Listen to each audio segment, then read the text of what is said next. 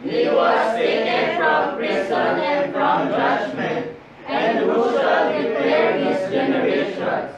For he was cut off out of the land of the living. For the transgression of my people was he stricken. He made his grave with the wicked, and with the rich in his death, because he had done no violence, neither was any deceit in his mouth. Yet it pleased the Lord to bruise him. He hath put him to grief. When thou shalt make his soul an offering for sin, he shall see his seed. He shall prolong his days, and the pleasure of the Lord shall prosper in his hand.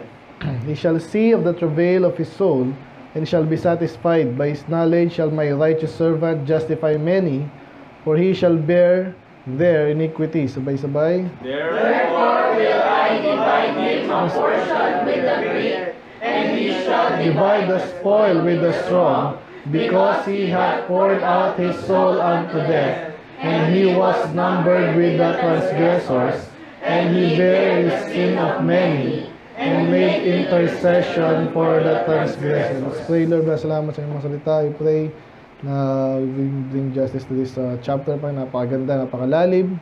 But hindi kayo mahirapang unawain dahil ito po kinote sa New Testament and in-apply sa Panginoong Jesus. So I pray na ngayong gabi, makita namin sa stansya nito, Lord, especially ginawa ng aming Panginoong Jesus sa amin. Kami maligtas, hindi lang maligtas, even beyond that. Maging halimbawa po siya sa amin. Ngayon kami po ikalugod-lugod din sa inyo, kagaya ng siya ay nakakalugod sa inyo, Panginoon. So I pray, kayo pong magpala, kayo pong maghahanda sa bawat isa, puso't isipan, paunawa na aming pag-aaralan, patawad sa aming kasalanan, at mag-reflect agad kami, Panginoon, para kami naligtas. At maging mga soul winner din dahil napaka-powerful ang message. Katotohanan po ito, Lord, na ginawa niyo talaga, matagal nang hinula at natupad na, Panginoon. So I pray, mag-inspiration din namin ito, Lord, sa aming pagsunod sa inyo at pag-akay ng kaluluwa, Panginoon. Lang po, Lord, kayo malulati. In Jesus' name we pray. Amen. Ako po na po. Good evening po sa lahat. Good evening po. So, balikan po natin as usual, no? Makuha natin. So, madalas natin itong nabanggit kasi nga po, sikat to.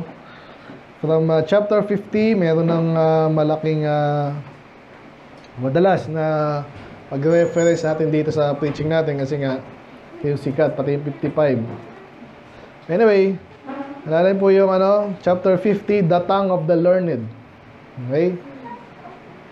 When the Lord Himself guides.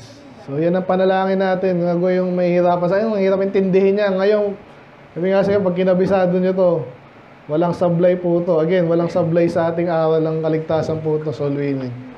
Kaya napakaganda. And then, last 3 na lang pala, no? Hindi ko nabanggit. Yung last 2, second to the last, ye that follow after righteousness.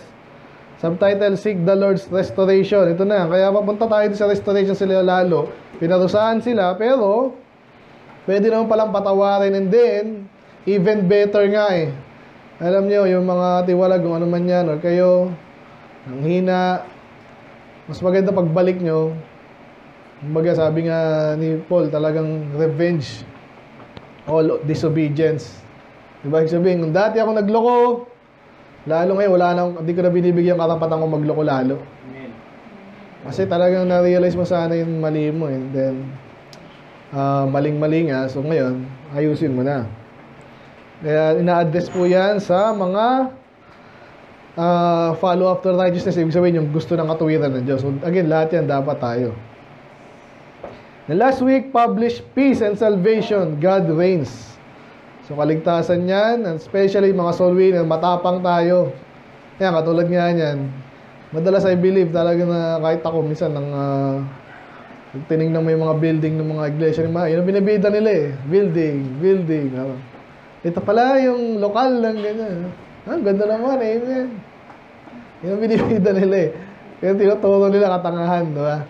So tayo, kaya matapang dapat tayo kasi ang pinipreach natin, kaligtasan, and then nun yung kapayapaan. Pag yan naligtas, hindi na yan parang tupang ligaw. Yan, diba? Yun eh, totoo yun.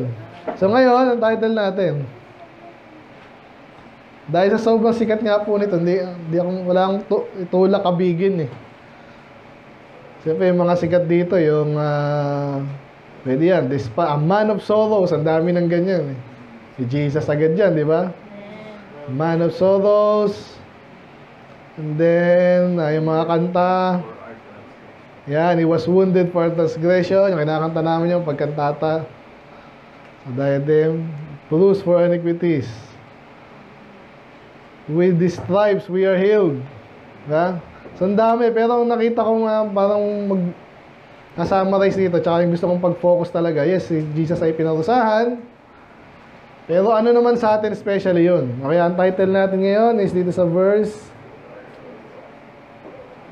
hindi yan, sa 4, no? So, ang title po natin is Esteemed, Stricken, Smitten, and Afflicted. Okay? Esteemed, stricken. Pag sinabing stricken, alam nyo na, strike, di ba? Hinataw. Smitten, ganun din. Pag sinabing smite, parang hinataw at pinukpok din yan. O basta in general na sinaktan mo, smitten. Afflicted, hindi ganun din. So, pinahirapan din. So, pero bakit esteem? Ganun nga tayo ng dictionary. Esteem. Do, alam na natin yan. Positive ba yung esteem o hindi? Negative. Depende. Saan siya depende? May negative bang esteem? Ano? Self-esteem.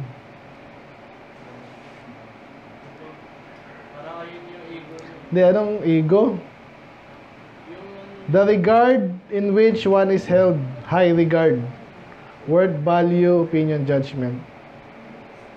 Set a high value on. Consider, think, believe, appraise. May negative ba? Esteem nga eh.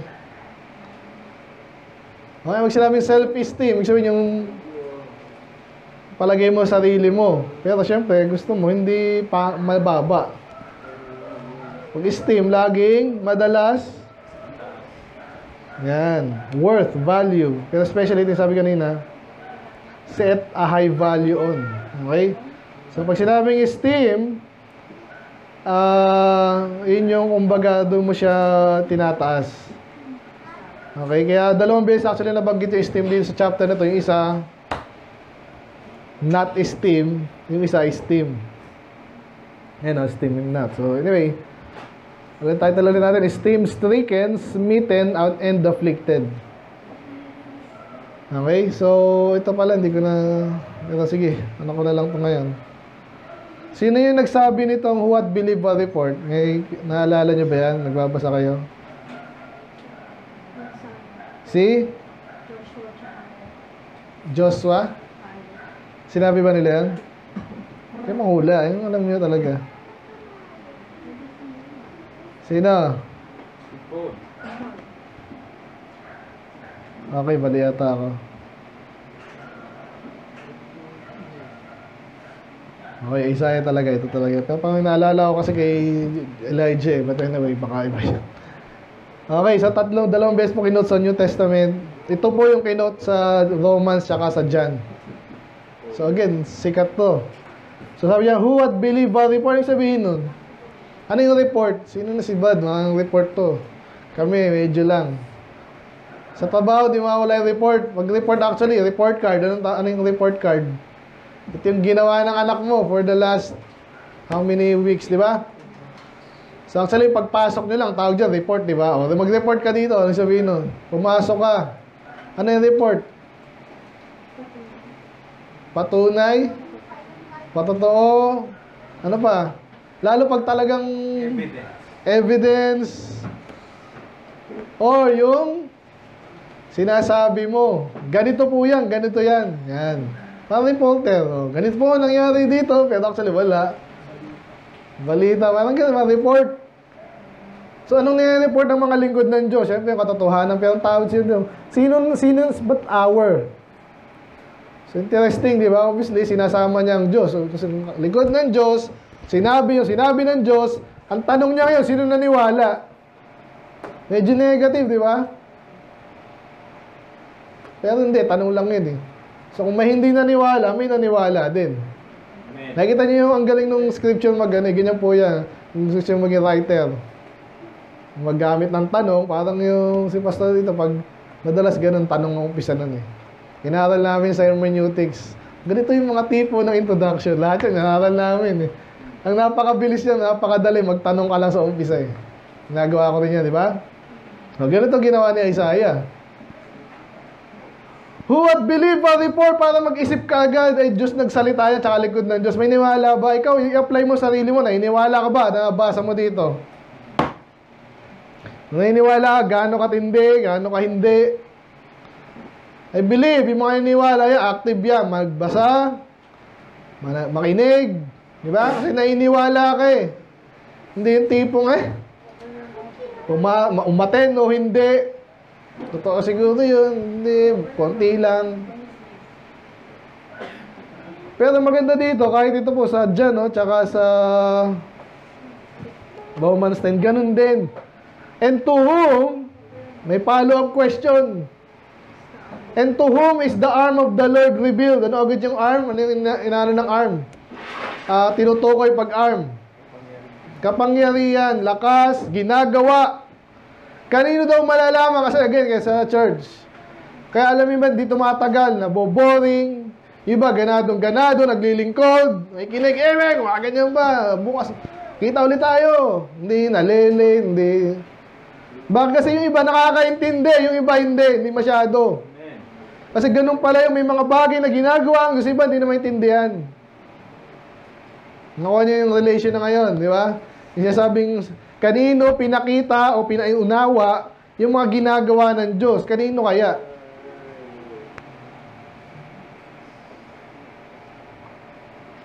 For he, sino itong hina to? Yan na po yung unti-unting pinapakilala po yung Messiah. Okay? Binibring to our attention yung sasabihin niyang next. Kaya gano'n, nagsasabi siya ng what believe a report at kanino ni-reveal yan. So sa Bible, kanino ni-reveal? Yung gawain ng Diyos at gagawin pala mga plano ng Diyos. Kanino? Sinong naalala nyo dyan? Yung sabi nung isang angel sa Panginoon, sabihin ko pa yung gagawin ko kayo, no? Naalala nyo yun? Kay John. Sa Old Testament, sabi, magiging propeta yan eh. Sabihin natin. Kasi may plano ng Diyos, di ba, susunugin yung Sodom and Gomorrah. Sabi, kanino? Kay Abraham, di ba? Nagtanong pa yung doon angel, tsaka yung Diyos. Sabihin mo natin, kasi magiging propeta. Tsaka sabi niya, I know that he will teach yung kanyang mga doktrina, basically. So, kaya sinasabi ko, sino ngayon kanino nare-reveal ang plano ng Diyos? Pastor agad. Tsaka, mood kayo, Pastor.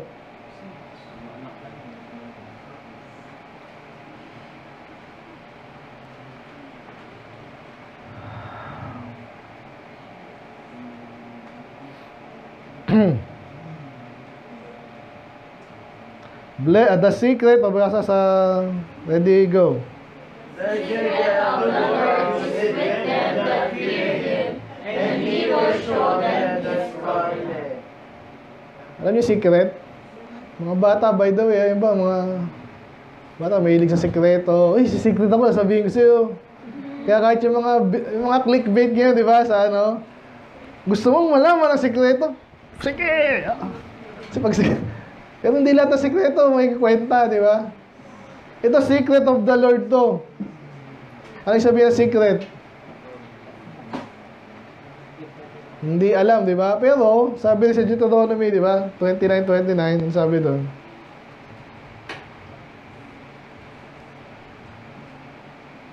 Balikan natin mamaya yan. Ang sabi naman dito, the secret things belong unto the Lord our God, but those things which will be revealed belong unto us and our children forever, that we may do all the words of His law. So, secret na naman. Ano ba? Secret ba talaga yan? Pansinin nyo, nire-reveal niya eh. So, kaya ang dami po, huwag kayong magugulat, pati ibang tao, hindi nila alam yung kalooban ng Diyos, at bakit ka nag-church, hindi pa nila alam. At hopefully tayo, alam natin. Hindi tayo sumasabay. So anyway, palalim yan eh. So kaya balik tayo dito, sabi dyan, yung mga may takot na tama sa Diyos, yun. At papakita daw nila sa kanila ang kanyang covenant. Ganyan po yan. Kaya balik mo naman tayo dito. Sino nakakalam ng plano ng Diyos? Mga ligtas, tsaka yung parang last week. Last week, no? They that are seek after righteousness. Yun. Kaya may magandang code doon sa aming Bible school na no, totoo talaga yun. Kaya namangha ako doon kasi ganun exactly yung aking sentiment. Hindi ko lang masabi. Totoo po yun. Lahat na naghahanap ng katotohanan, ultimately, kung talagang naghahanap at sinabi din naman ng Panginoon niya, di ba? Ano yung ask, and it shall be given to you. Seek, and ye shall find. Di ba? Linaw. Knock, and it shall be open unto you. Kaya yung totoong naghahanap daw ng katotohanan, ultimately, makikilala na si Jesus. Tandaan nyo yun. Yung iba kaya hindi nakikilala, may kaplastikan or huminto sila. Medyo may natikman lang silang konti katotohanan. Okay na to, Islam na ako. Gusto mo yakapin ng Islam? Ganun pa yung mga commercial nyo. Hindi talaga naghanap yon. But anyway, balik tayo kay Jesus na to. Sinasabi ko na sa inyo. Yung He shall grow up before Him as a tender plant. Alam mo, tapos na rin tayo dun, di ba? Yung Bruce Reed, he shall not, alala nyo yun? Bruce Reed, he shall not, and the smoking flax, he shall not quench. Tapos na ba natin to? Yes, 42, a bruise reed shall he not break. Ibig sabihin, maamo si Jesus nung unang niya dito, first coming niya. Nakita nyo naman siguro yun, di ba? Kahit makapangyarihan siya, hinayaan niyang, ito, makikita natin mamaya. Kaya hinayaan ng Diyos, ng Jesus, siya ay parusahan. So, tanong ka lang, kaya tender plant, ibig sabihin, mahina. Pag sinabing tender, kaya gusto natin sa tenderloin, ano man yan. Masarap ang pagkain pag tender, okay? Pag naman sobrang tender. Basta yung sakto lang, di ba? Ayun natin ang hinangata mo, para naging bubble gum. And as a root out of a dry ground. Anong sabihin nun? Nakakita ba kayo ng dry ground? May root ba doon? Sabihin, mahinang-mahina na. Payat na yun, payatot na yun. And he hath no form or comeliness.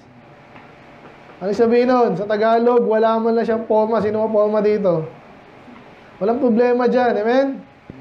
Basta wag lang puro forma, yun ang masaklap. Diba? Sabi nga ng pastor, sabi, bihis Kristiyano, amoy Kristiyano. Maganda naman, di ba? Kaso, yun nga, kung ano man yun, fill in the blanks. Dapat pag formang Kristiyano ka, talagang banal ka, amen? Hindi lang perfect, pero yun. Eh yung comeliness, comely. Hindi masyadong ginagamit ngayon yan, no? Pag sinabing comely is comely. Maamo. Actually, hindi, ano yan. Parang beautiful din yan. Comely is maganda, pogi. Okay? Madalas yung mga kabasa sa King James, no? And when we shall see Him, there is no beauty that we should desire Him. So, sino ang tinutukoy dito? Si Jesus. Kaya magandang patutuo to. Sinong pangit dito? Taas kamay. Sabihin, hindi mo kailangan. Si Jesus nga, hindi, napansin nyo ba? Dapat siya yung pinaka-pogi kasi anak siya ng Diyos eh. Pero hinayaan niya, hindi yun ang standard niya. By the way, nagbago-bago naman ang uso ngayon eh. Dati nga daw, ang uso mataba eh. Nabasa ko sa mga history books, talagang yun daw maganda.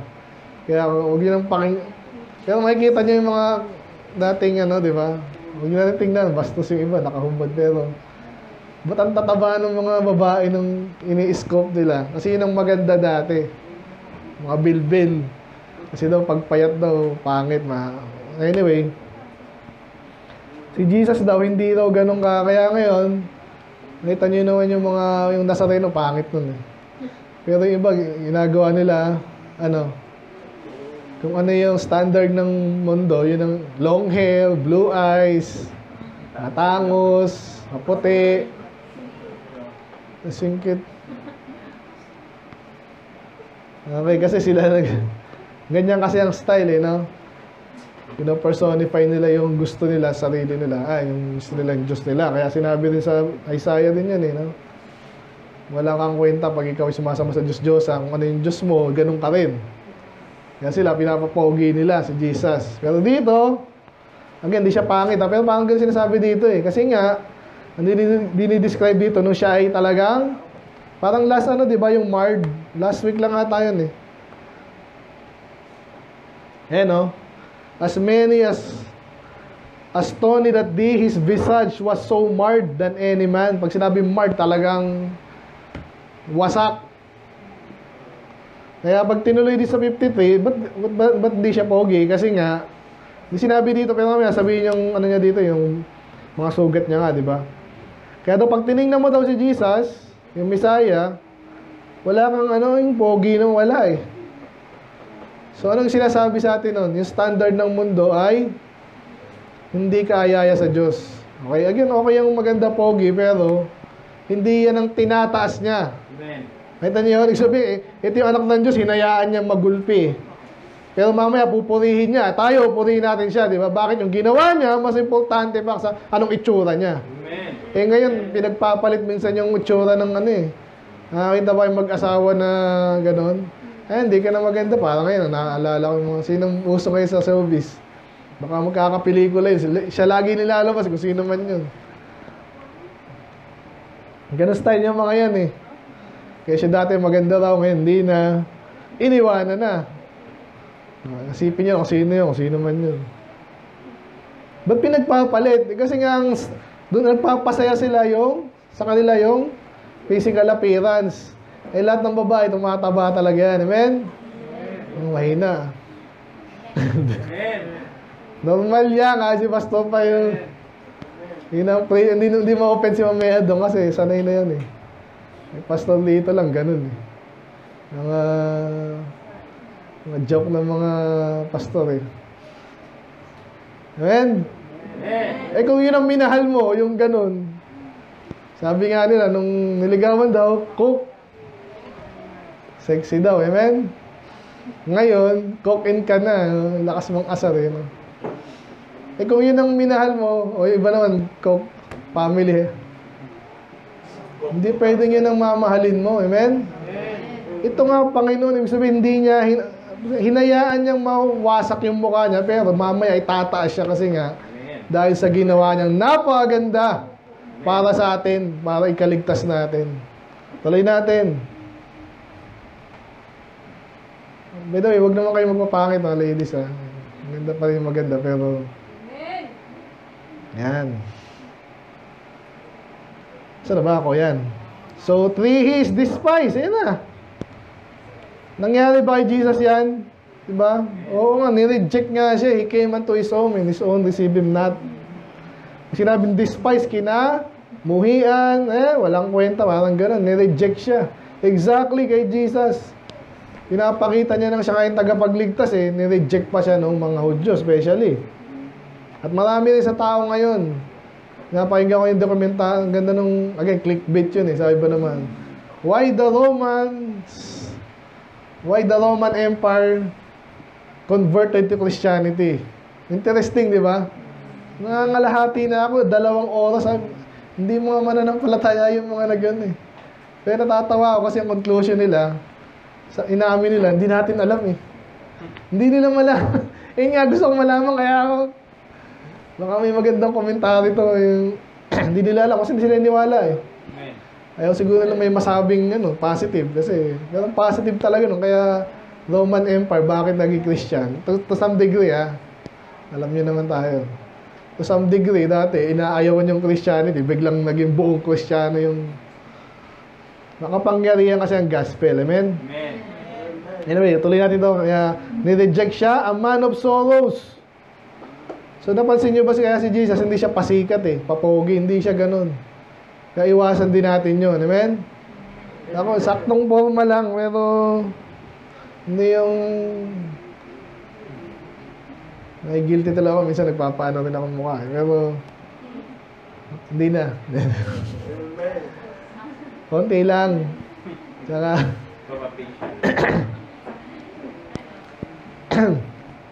Basic lang naman.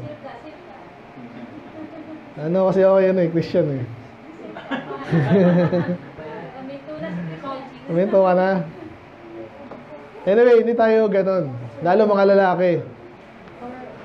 At hindi rin tayo yung naghahanap ng kasiyahan na happy ka ba? Naalala niyo pa yon? Hindi tayo ganun. Gusto natin maging masaya pero hindi yun ang ating pinaka-goal sa buhay. Kaya pansin niyo iba OA na eh. Kaya gagawin ko kung magpapasaya sa akin. Later, hindi ka maging masaya. Normal minsan yung disappointment pag ginagawa mo yung kalooban ng Diyos. Amen? Pero ultimately, yes. Si Jesus hindi nga ganun eh. Acquainted with grief. Ano yung sabihin acquainted? Parang kaibigan niya. Alam niya yung mga saktan. Ibig sabihin, hindi yung bago sa kanya. Kasi kung ikaw, ito, si Ezzy, sanay siya ng artista, di ba? Kaya nga sabi siya yung mga artista, loko-loko kasi. Sanay sila ng malay sweldo. Ay, wala na akong project. O ito, magubad ka, ganyan. Eh, ayaw mo naman maghirap. Excuse. Mapayag ka na. Kaya kahit saan po yan, no? Kahit sa trabaho, yan. Kahit sa, yan. Iwanan ko ng asawa ko, walang kwenta, wala nang trabaho. Kunwari, ganun. Eh, doon ka nga niya kailangan, eh. Pagpapalit mo ba yung mahal mo sa buhay dahil sa problema? Kaya nga magkasama kayo, eh. Kaya yung maganda kay Jesus, ibig sabihin, alam niyo kung paano mahirapan. Sinabi ni Paul yan. I know how to abide and to suffer loss. Pag mayaman siya, alam niya kung paano i-handle yun. Hindi siya mayabang, gagamitin sa gawain. Pag mahirap siya, alam niya rin kung anong gagawin niya. Amen. Hindi siya may discourage. Ayoko na. Dapat ganun tayo. Ngayon, ang dami kasing ano dito, kaya tatagal tayo eh. Kaya, tingnan ko naman kayo, wala namang sobrang yaman dito eh. No? Tsaka hindi magtatagal yung sobrang yaman talaga dito eh. Sa preaching pa lang eh. And we hid as it were our faces. So, pag sinabing as it were, kailangan nyo maano yan eh. Sa Bible po pag sinabing as it were, phrase kasi yan na may kahulugan. Ang sabihin as it were. Sa literal na sense, sabihin, kagaya ng ganun. Pero pag binuo yan, pag sinabing as it were, kinukumpara. Okay? Parang ganun yan. Ayun. As it were. Gets? So, para daw nating tinago ang ating mukha sa Kanya. Anong sabihin nun? O di ganun nga, tinalikuran mo. Amen? Nangyayari pa rin ngayon yan eh. Sa lahat ng mga Kristiyano, kinakaya mo minsan anong kinakaya? Yung gospel, yung church, yung Jesus. Kaya minsan nakikisaw-saw tayo sa libutan eh. Amen? Hindi dapat, pero ganun na nangyayari. So pag tinalikuran mo, yung mukha mo, tinago mo. Nasaan mo si Pastor? Kailangan mo siya ngayon. Wala. Nagtago na. Kasi ayaw kang harapin, yun ang sabihin nun. So naging ganun daw tayo kay Jesus minsan. He was despised, inuulit lang. And we esteem Him not. Ito yung unang banggit ng esteem nga, no? So yung sinabi ko kanina, pag esteem, tinataas. Pag esteem Him not, hindi tinaas. So dapat siyang itaas, kala ko yung hari natin, magiging makapangyarihan, nagliligtas tayo. Ibang pagliligtas pala yung inuna niya na mas importante pala, pero hindi nila intindihan. Kaya hindi daw nila, in general tayo, hindi natin siya itinaas. Pero mamaya may babanggit yung esteem na naman. Pero ito, na-realize ng writer, pinapabatid sa atin, no? Surely, He had borne our griefs. Ulitin-ulit yun mamaya. Ano yung sabihin born? Hindi ang pinanganak may i eh. Ano yung born? Born. Ano yung bear? Hindi oso Buhat, di ba? Bear, born, past tense ng bear. Gets na? So pag dinala niya, binitbit niya ang aking mga kapighatian, familiar na, di ba? Siya daw yung nagbitbit ng ating mga pagbabayad. Sabihin, tinulungan tayo, basically, ganun. Tama nga naman, kunwari, naiyak na si DM, sasakit ako na kuyos. But, alam mo, may isa ka pang kamay. Natatawa siya, o nga, no? Pwede pala ito naman, di ba? De, joke lang yun, pero matatawa siya, di ba? Ibig sabihin, dinadamayan mo. Men, pwede sabihin, ba't malakas naman yan, gagaling lang yan, huwag lang. Kulang lang sa laro yan. Di ba parang nabibit-bit, di ba? Pag malungkot ka, natutulungan ka. Amen? Amen. At gano'n ang Panginoon. Umpisa ko na dito kasi ano yung pwedeng paghihirap na magkaroon ka na matatalo mo si Jesus? Di ba wala? Parang si Job madalas example natin dyan. Pero si Jesus lalo. Pati nga si Job, naka-recover pa. Pero mas matindi rin si Jesus. Pero hindi na dito sa lupa. Pero, ano pa? Carried. Ganun din yon. Born, carried, grief, sorrow. Okay? Ganyan pong literary style. Amen? Parang Proverbs. Sinasabi yung mga synonyms. Di ba? Ang binabasa mo, naintindihan mo na nga, naintindihan mo lalo. Amen. Ulitin ko lang ha, dinala niya ang ating kapagitan, kinarga niya ang ating mga kalungkutan. Yet, anong ginawa natin? Siya nga, tinulungan na tayo. Again, kung ligtas ka, pwede ka pa bang maging malungkot? Lalo kung nainiwala ko doon, nakikita mo yung langit. Saglit na lang yan. Amen. Naalala ko siya ganun, lagi. Kaya pag nasa church ka, masaya ka eh. Pag lagi mo narinig yan, totoo naman yun. Mga kalimutan yun. Tapos lalo na, na-describe ulit ako, hindi nag-asawa dyan. Kasi si Pastor, hindi nagsawa dyan. Ngayon, kahit anong problema mo ngayon, mamatay ka man bukas, 50 years from now, sa langit ka. Ulungkot ka ba nun? Amen. Unless di mo pinapaniwalaan, mas carnal ka. Ano, may mas matitindi pa ba doon? Kaya ito, yung ginawa nga para sa atin na makaligtas tayo, maligtas tayo. So basically, lahat na ginawa niya para sa'yo. Tapos ngayon, anong dapat mong gawin? Yan. Anong dapat mong gawin? Ginawa niya na lahat para sa'yo. Yet, sabihin, lalong hindi na we did esteem him stricken, smitten of God, and afflicted. So, dito tayo magtatagal. So, mayroong ano dito irony ba? Alam niyo irony? Ano yung irony sa English? Ano sa Tagalog yun? Hindi ko alam. Basta, pag sinabing irony, parang, kalimutan ko. Talinhaga, pero hindi basta talinhaga eh, di ba? Parang it's ironic. Ano ba yun? Ano, ganito, yung anong example ng irony? Malakas na mabigat na bulak, kaya matigas na dahon, kaya mabilis na pagong. May pagka-sarcastic pero tingnan ko yan, Tagalog Filipino teacher, ano?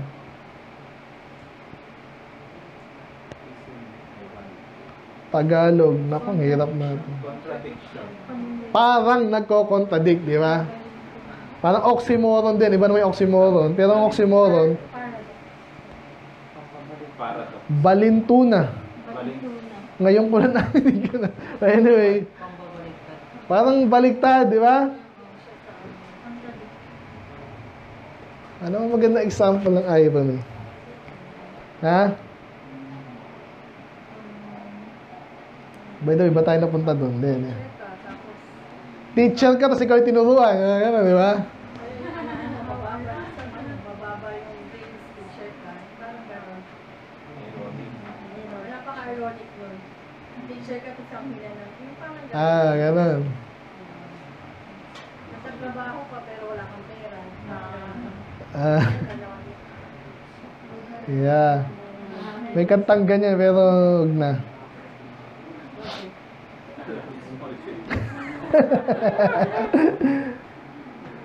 Irony example, the child of a Formula 1 driver now not being able to drive. Ewan.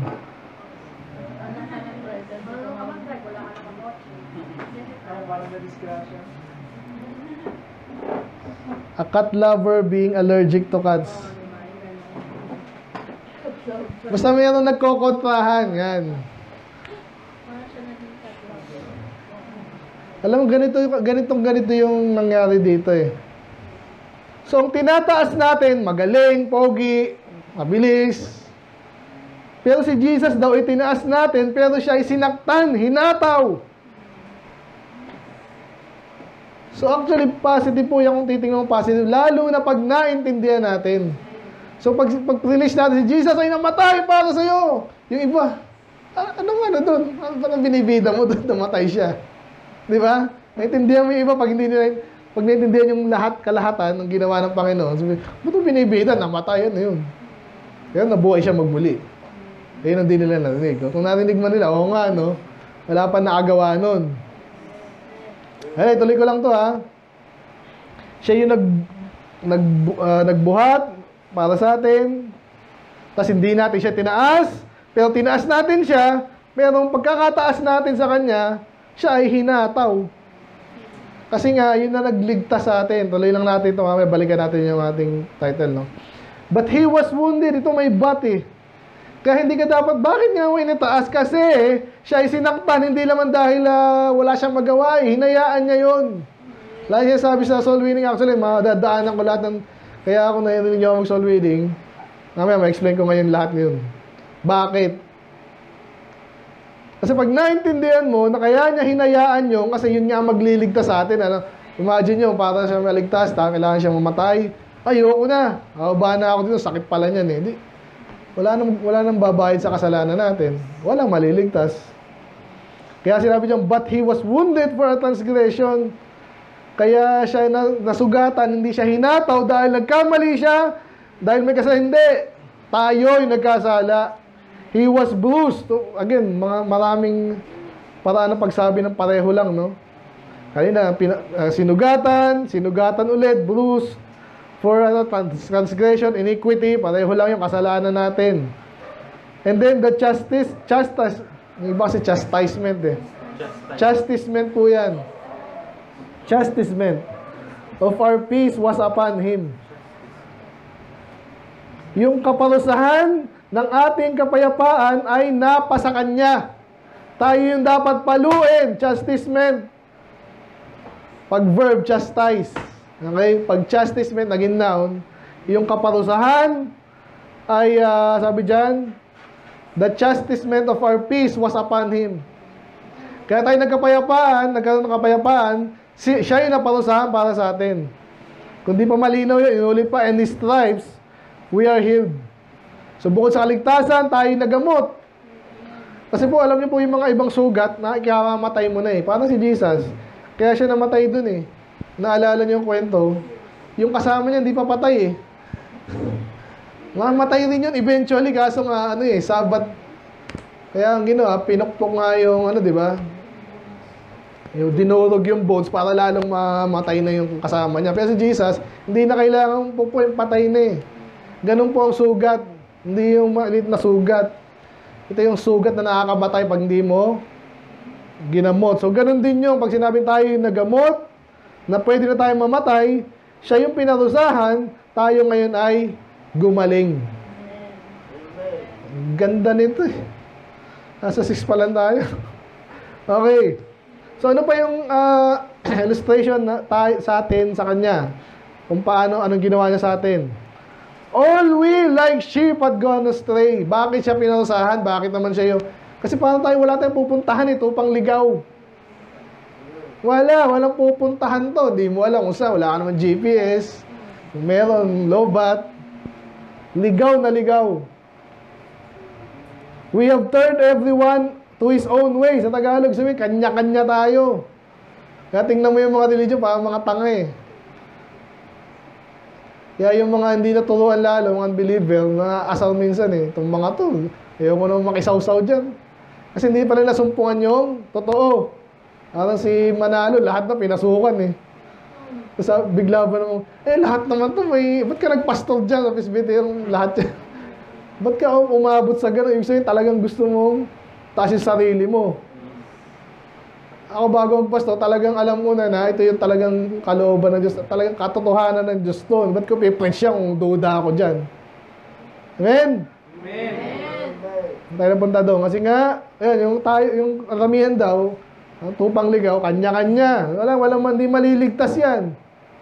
Kanya-kanya eh. and the Lord that laid on him the iniquity of us all. So, ang tingin ng Diyos sa atin, wala tayong pupuntahan. Pero sa halip na parusahan kung mamatay lahat sa impyerno yan, ang pinarusahan niya, yung anak niya, pinakamamahal niyang anak, yung sabing laid, ibig sabihin, pinatong or pinataw. Yung ating kasalanan sa walang kasalanan si Jesus. He was oppressed. By the way, kahit mga bata, maintindihan po ito. Kaya pag nag-soul winning kayo, huwag kayong sabi mo, baka hindi maintindihan ito. Galingan mo yung ano mo. Paliwanag mo, parang malintindihan. Masterin mo. Kaya ito, inaaral natin ito eh. So again, si Jesus pa rin, yung Messiah. He was oppressed, inuulit na afflicted. Yet He opened not His mouth. So ito na, hindi natapos dun eh. Kasi po, pag mayroong mga tao hinahataw, katulad siguro ng iba, nagmumura na yan. Oh, yan. Nakapag-ministeryo sa kulungan, gano'n ang mga ano eh. Talaga nag-iingat yung mga polis doon kasi hindi pa mabait yan, inaasar eh. Hindi kasi mabait yan, parang tupa pag nagkaroon ng pagkakataong tumakbo yan, tatakbo yan. Bakit? Ganun tayo pag nahihirapan tayo, di ba? Binubuntong natin yung galit kanino. Yung mga anak, pag pinalo yan, sino masisihin yan? Either isipin nila, dapat di ako pinalo eh. Wala akong ginawang masama eh.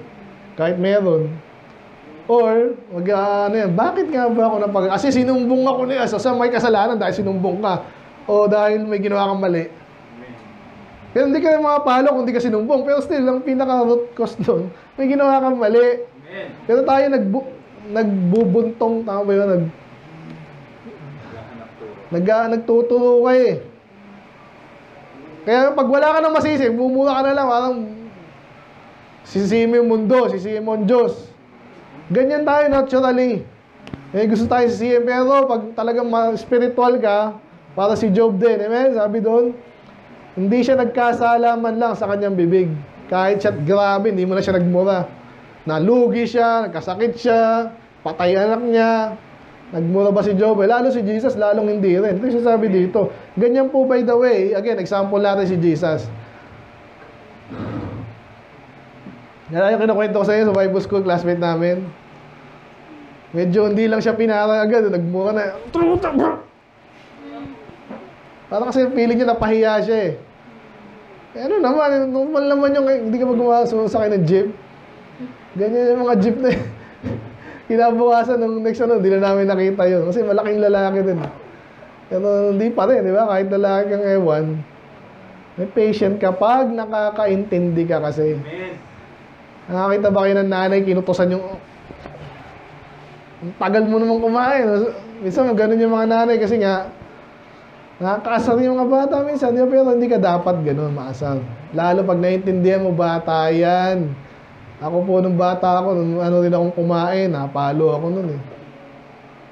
Hindi mo ano eh. So ikaw iintindi mo yung bata, amen? Amen. Eh si Jesus, iniintindi tayong lahat. Amen. Kaya sinabi niya, Lord, forgive them for they know not what they do. Kaya hindi man lang siya nagmura eh. Hindi man siya pagdating ko sa ano, sige. Hindi siya nagbanta. He is brought as a lamb to the slaughter. Ito, totoo po ito. Biologically daw, pag yung alam nyo yung lamb, pag baboy yan, pag kambing, habang pinakata yan, nag-iingay yan. Lalo yung baboy. Maawa kang ewa. Ganun yan eh. Kaya may style yung iba para patayin niya. But anyway, yung lamb daw, hindi ganun. Hindi ko pa nasubukan, pero ganun daw eh. Lumuluha lang yun habang kinakatay. Kaya yung sinabi dito, lamb. Hindi man nagsabi ko, parang alam niya na, ay, ganun talaga eh. Si Jesus, naiintindihan niya kung bakit siya andito. Hindi man lang siya, again, basahin yung gospel, ganun exactly ginawa niya. Ano pa nga siya eh, kalmado pa siya. No, kung sinasaktan siya, I believe pwede sumigaw siya, pero hindi siya nagmura. Hindi siya nag-threaten, yun sabi sa Bible eh. Yan, so parang dam ha, hindi talaga dam or pipi. Hindi siya ibig sabihin talagang pasensyoso siya. Ano pa? He was taken from prison, from judgment, and who shall declare his generation? Ibig sabihin nun. Ganyan po kahit sa atin eh. Kung lilitisin na yan, kinulong muna, and then husgahan na. Pero ibig sabihin ng declare his generation, Parang kanina, who believe the report? Ito naman, sinong magde-declare ng kanyang generation? Ano yung generation? Ha? Generation. Generate. Parang gano'n, di ba? Lahi. Sino magsasabi, he was cut off from the land of the living. Ano sabihin nun? Talinhaga lang, pero pinatay siya. Cut off from the land of the living. Inalis sa lugar ng mga buhay, hindi pinatay. For the transgression of my people, inuulit na naman. Bakit siya hinataw? Dahil sa kasalanan ng aking, ito medyo may clue na, my people, hindi siya lahat. Ito yung Calvinist na naman, namatay ba siya para sa lahat? Lahat ng tao. Pero may focus kasi siya sa my people. Okay? So may, kumbaga, may paraan, may chance lahat sana maligtas. Yun yung sabi natin. Pero, ang pinaka-nakinabang talaga doon, yun na yung my people. Okay? Huwag yung malilito doon, ha. Alam nyo naman, against tayo sa Calvinist. Okay. Tuloy ko lang. And he made his grave with the wicked. Ito parang parang sinasabi lang na kung paanong siya ay nakakaawa ba, undesirable. Pero may irony na naman dito. At totoo po ito, saan siya, di ba pinatay nga po yung kasama niya, ano yung mga kasama niya? Wicked yun eh.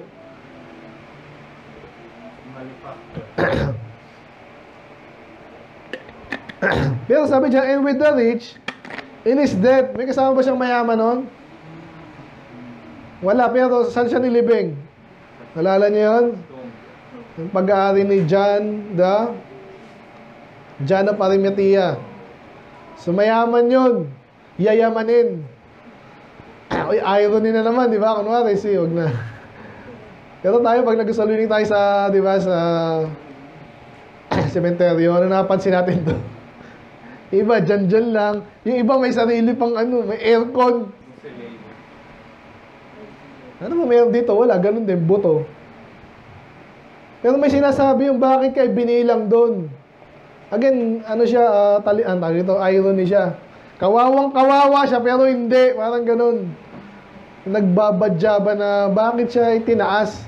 Bakit siya ililibing? Pinarusahan nga siya ng gobyerno nila. Bakit yan itataas? Kasi may nanampalataya sa kanya eh.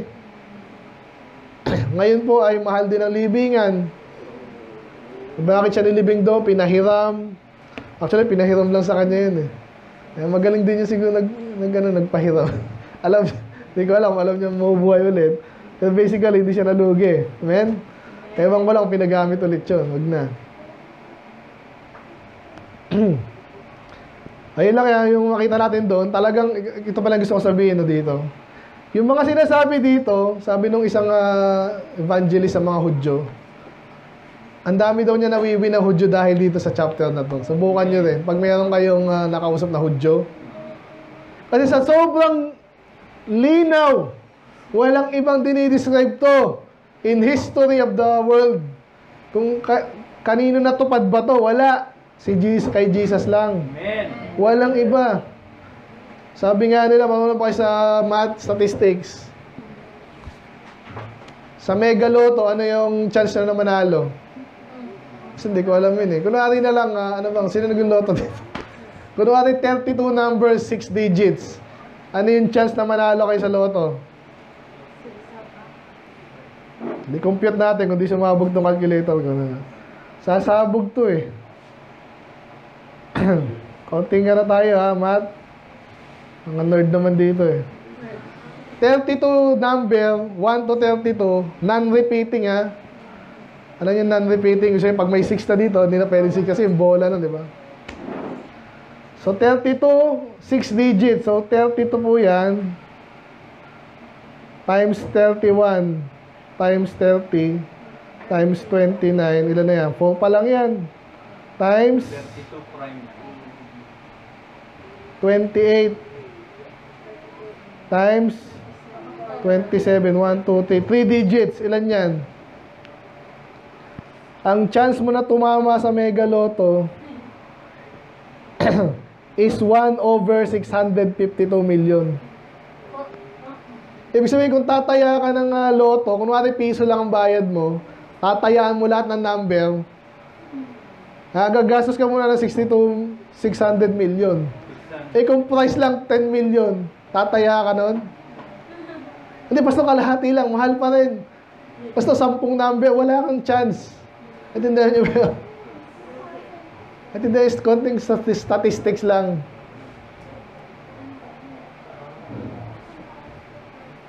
Ano yung chance na may pumasok dito na magkakasunod na lahat sila nakaitim? Ano yung chance? Ilan ba member dito? Ilan ang kulay?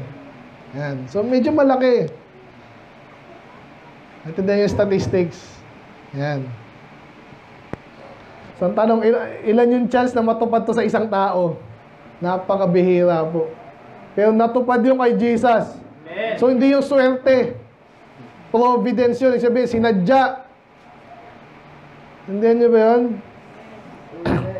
So, pati ito nangyari sa kanya. Malay ba naman ng propeta na ililibing niya sa mayaman, kasama niya yung mayaman, kasama niya rin loko-loko. Bakit daw ito? Magandang aral na naman to. Bakit daw? Because he hath done no violence, neither was deceit in his mouth. Ganito po yan eh. Yung sa immediate context ikaw po again, kung wala kang pera, hindi ka ililibing doon sa nakikita natin na may aircon pa. Para yung once a year, pag pumunta yung kamag-anak mo, di ba? Yan yung nakikita natin doon. Makwentuhan, hindi sila pinapawisan kasi may aircon eh. Kunwari sinong mahirap dito? Kunwari lang, di ba? Nangangarap ka, ililibing ka sa ganon. Eh, paano pa yung mga pero, di ba? Yung may pyramid pa. So, walang chance kasi parang tinataas ka nun eh. Ganun nga daw yung pyramid eh. This is the tomb of the great king. Ganyan-ganyan eh. So, tinataas siya. Bakit? Siya tinaas eh. Wala siyang kwenta para sa kasanlibutan. Kaya sinasabi siya, because he had done no violence. So, again, role model po siya sa atin. Pwede natin gawin yan. Kahit napipikon ka, hindi naman dapat. Mapatula mo pa yan. Hindi naman kailangan. Dahil lang na-inis ka or kung ano man yung ginawa ka na masama. Ang model nga natin si Jesus. Tapos hindi man lang siya ng loko. Utang na loob sa atin po, huwag tayo manloko. Amen? Isa sa mga katisuran ako, naitisod ako nung bago akong Kristiyano kasi may kita ka dito, manloloko. Magaling dito magsalita, pero alam nyo na, di ba? Sa ano kasi may mga ganyan, sa networking, nakabenta lang. Bili ka to, murang-mura lang, murang mahal yan eh. Lahat naman ginagamot, lahat. Lahat. Eh, ba't hirap na hirap ka magbenta? Pinagagawa siya, pinilahan ka na yan. Sinungaling. Utang na loob ka, yung soul winning ka, huwag kang magsasabi ng panloloko. Hindi ganun ginawa ng Panginoon natin. Dapat sensitive nga tayo dyan. Hindi tayo nanloloko. Amen? Ano lang malinaw sa mga bagay. Alam ko, wala naman ganito dyan eh. Anyway, ano pa? Last 3. Ano pang ginawa ng Panginoon? Yung mga nabanggit dito, ano na eh, kahindik-hindik na eh. Ibig sabihin, kawawa naman to. Ba't niya ginawa yun? Kung si Jesus, kung tagapagligtas siya, kasi ito yung sa mga, sa soul winning, hinasabi natin yan eh. Kasi yun ang ginusto ng Diyos. Bakit? Kasi nga, walang ibang paraan para maligtas ka eh. Paano ka maliligtas? Ayaw ng Diyos ng kasalanan. Makasalanan ka. Sige nga, hinto mo. Kaya mo. Hindi. O paano yan? Kailangan may magbayad. Sino magbabayad? Di ikaw.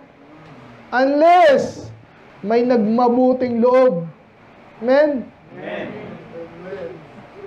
Wala naman siya kinalaman. Minahal ka niya. Kasi huwag na ikaw. Ako na lang magbabayad. Kaya na, ito. Sasapakin ko na ito. Kapatid mo yan, di ba? Sasapakin ako sino. May gusto ko sapakin ngayon, itong nakakita ko, huwag na, ako na lang. Gagawin mo ba yung kay Yesi? Dapat na, kapatid mo yan, di ba? Eh, lalo yan. Si Jesus ganun eh, lahat tayo dapat sa impyerno. Kaya ginusto rin ng Diyos yun daw. At totoo yun, kasi nga mahal niya tayo. Kaso banal din siya, hindi pwede basta-basta. Kaso nga, minahal niya tayo, siya ngayon yung sinugatan, para sa atin, he hath put him to grief. Siya yung pinahirapan. When thou shalt make his soul an offering for sin, lumilinaw na. Actually, dito pala, kaya sabi siya, napagandang chapter nito. Pwede mo rin basahin yung Romans saka Hebrews, pero pwede mo rin basahin to. Pareho lang sinasabi doon. Offering, alam niyo na yung offering, lalo yung sa yung Exodus, di ba? Lalo Leviticus. May kasalanan ng tao, papatayin yung hayop. Bakit naman? Kawawa naman eh. Talaga. Para later, pag namatay si Jesus para sa atin, alam mo na yun. Kawawa siya, hindi dapat ganito. Amen. Righteous siya, dapat ako parusahan. Bakit siya? Tapos willing na willing pa siya. Parang ano nga, lamb, di ba? Sige, okay lang. Patayin niyo ako. Ganda nito. And he shall see his seed. Ano yung sabihin nun?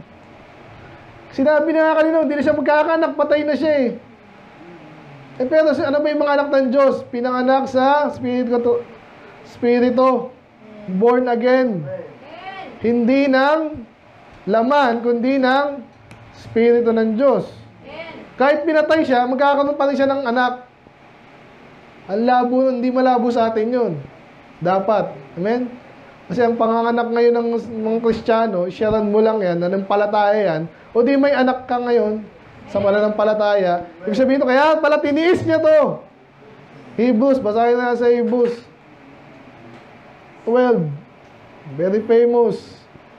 Looking unto Jesus, sabi dyan, the author and finisher of our faith, who for the joy that was set, nakikita niya na, oh, pinaparusyahan siya, pinapasinahataw, inaalipos na, pinapako. Hindi man siya nalungkot, nagmura.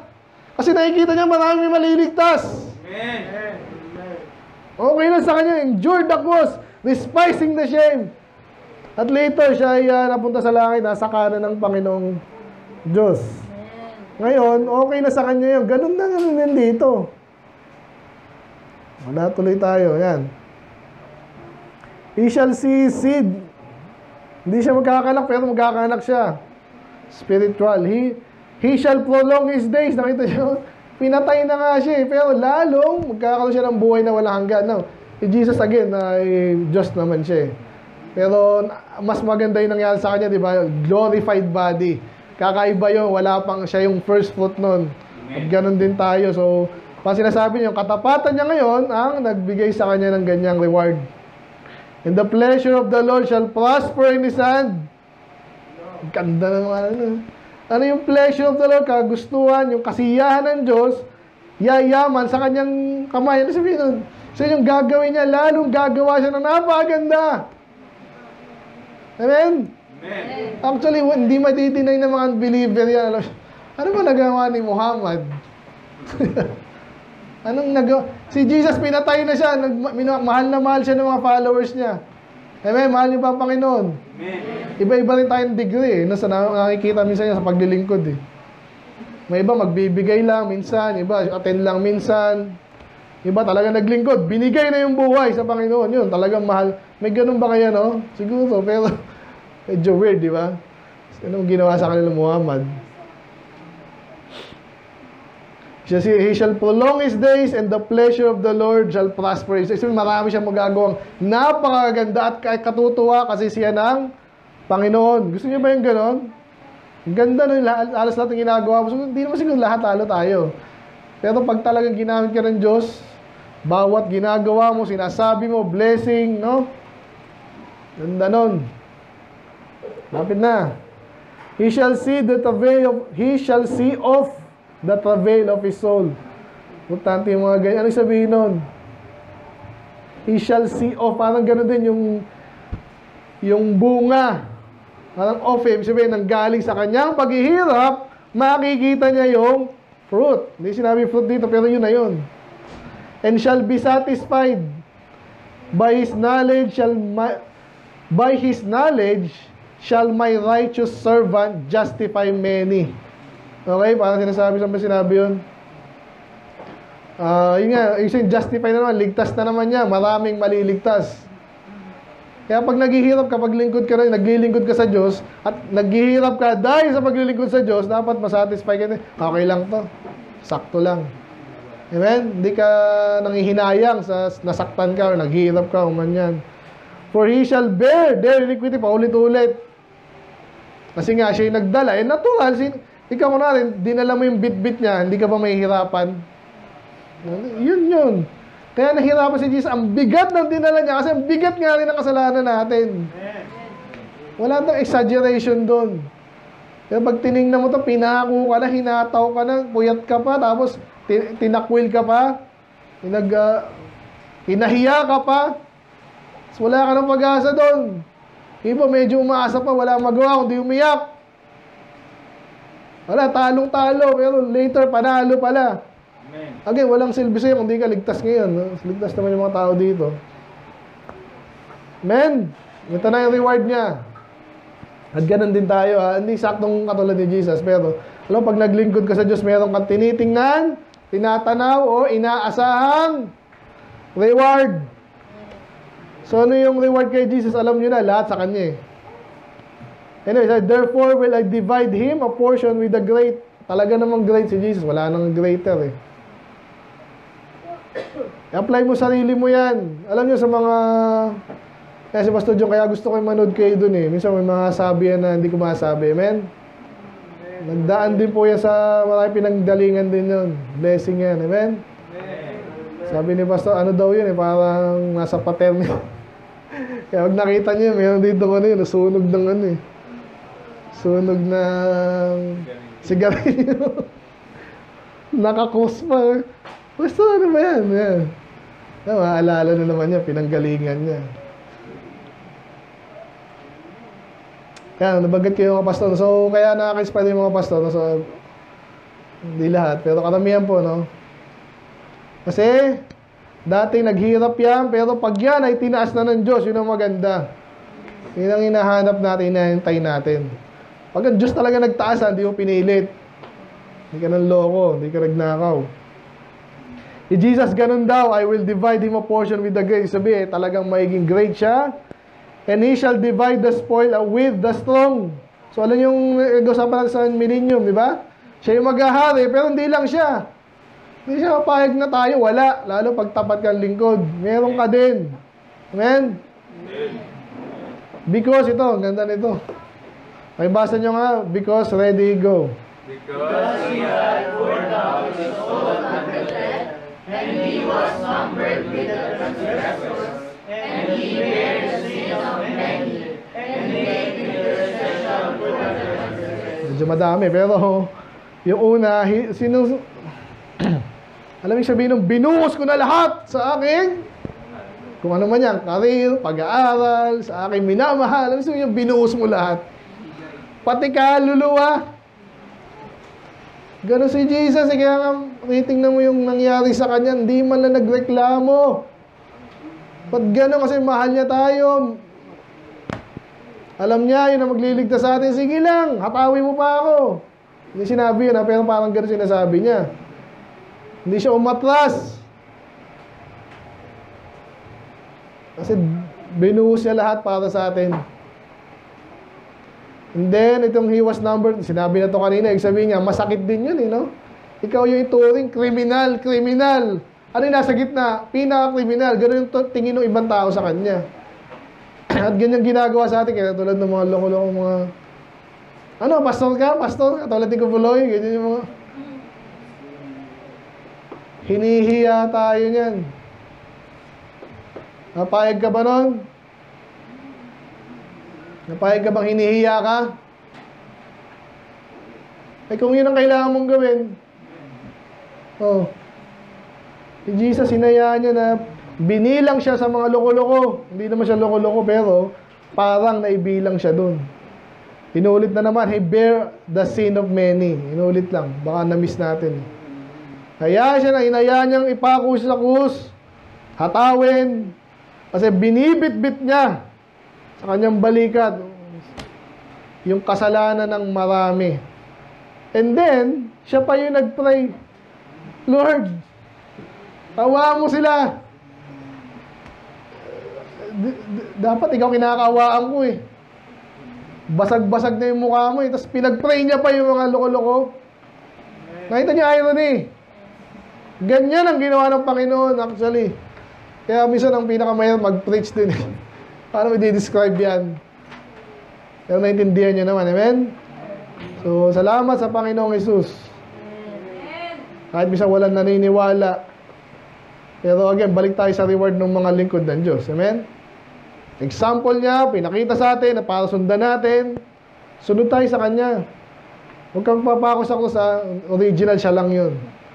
Pero marami tayong paglilingkod pa parang ganun. Tiyagain mo yan, soul winning. At sa church, ganyan, ang hirap niyan eh. Katulad yan, dami na natin naakay, badlang huli, at tamad-tamad pa. Anong gagawin mo? Ayoko na. Ganun ba dapat? Gagawa ka ng gimmick. Anong ginagawa ng mga ay, music nila, rock and roll, nakapit kay Abante, anong gagawin natin? Go compromise na. Ganun ba tayo dapat? Si Jesus nga, halos magtapat lang tayo. Amen? By the way, pag nag-compromise ka, ganun, susundin din ng iba yan. Kaya ayaw mag-compromise. Hintay-hintay lang. Again, di mo kailangan ng malaking church para pagpalain, tsaka maraming reward. Kasi, nasa Diyos na yun. Sabi sa Bible, siya nagdadagdag sa church. At di ko rin gusto ng napakarami, hindi ko rin kayang handle. Amen? Baka mag-away-away pa dito.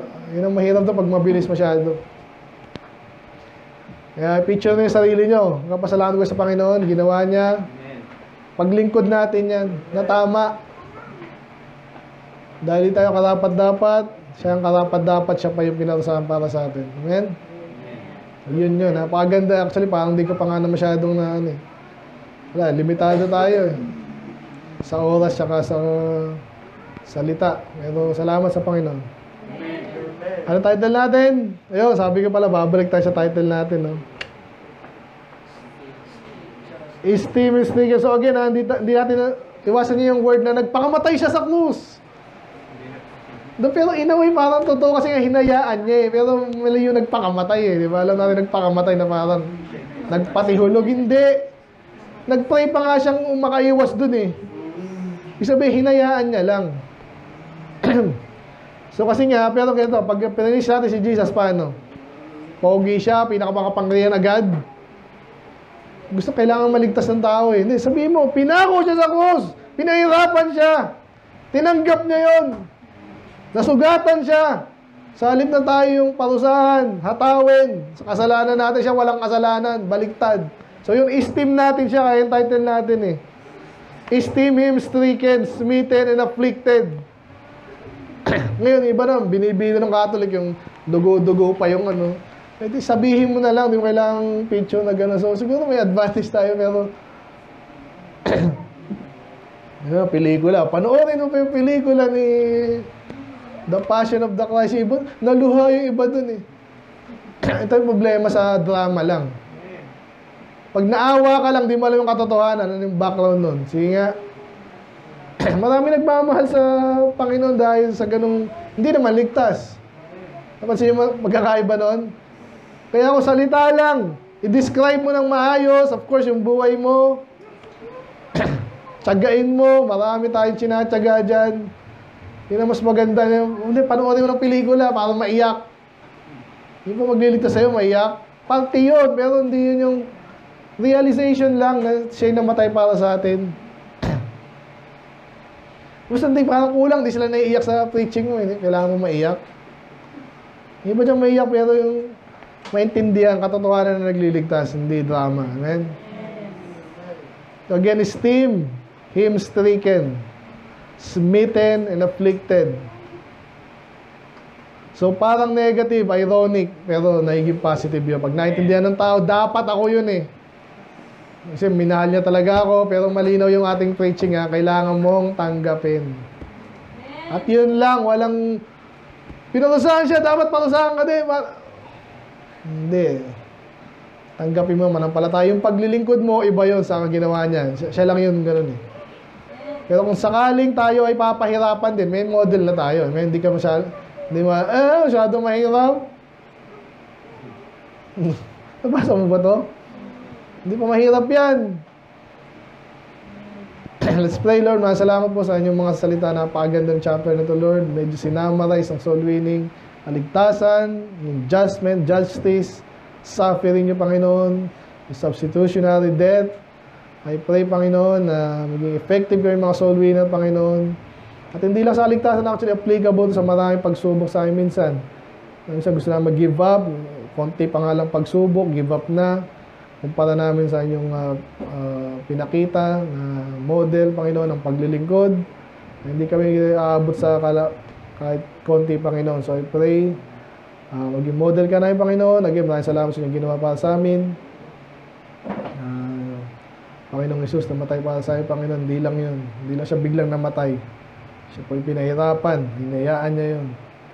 At ang kayo rin, Panginoon, tiniis niyo po yun. So I pray, maging model namin siya. Matutunan kung sakripisyo man yan. At especially, katotohanan, hindi mawawala. So, hindi kayo maging OA dito, Lord. Maging better soul winners kami dahil solid pala yung aming pinapangaral. Hindi ito drama lang. Not fulfill sa inyong kay Panginoong Jesus ang mga prophecy. Hindi yun something na nagkataon. Yun po yung sinadya nyo sa inyong providence, Panginoon. I pray, ma-appreciate namin yan. Therefore, maglingkod kami ng tapat sa inyo, Panginoon, para marami pang maligtas. At yung mga hindi talaga nakikinig, at least ma-warningan sila, makabayad kami ng utang sa kanila, Panginoon. Kami naman ay makakaasa ng rewards, Panginoon. Kailangan po lang pag-ingatan yung bawat isa sa mga gagawin mo, Panginoon. Kayo malulati. In Jesus' name we pray. Amen.